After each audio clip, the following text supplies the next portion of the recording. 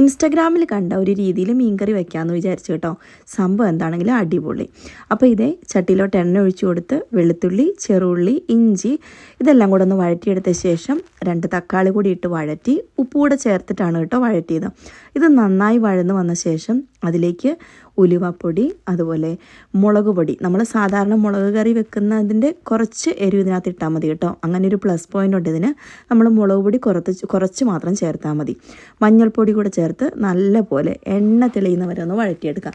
അതിനുശേഷം ചട്ടിയിൽ നിന്ന് മാറ്റി ഒന്ന് തണുത്ത ശേഷം നമുക്ക് മിക്സിയിലിട്ട് നന്നായിട്ട് അരച്ചെടുക്കണം.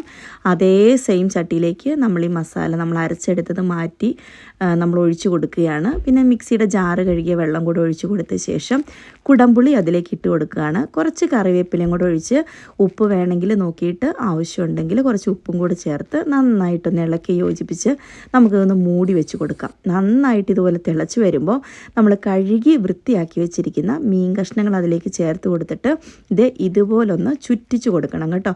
മീൻ ഒട്ടും പൊടിയാതെ തന്നെ ഇതുപോലെ ചുറ്റിച്ച് കൊടുത്ത് നമ്മൾ വെച്ച് തിളപ്പിച്ചെടുക്കുക. നല്ലപോലെ ഒരു 5-8 മിനിറ്റ് തിളപ്പിച്ച് നമ്മുടെ മീൻ കഷ്ണങ്ങളൊന്ന് വേവുന്നവരെ, ഇടയ്ക്ക് വേണമെങ്കിൽ കുറച്ച് കറിവേപ്പില ഇട്ട് കൊടുത്തോളൂ കേട്ടോ.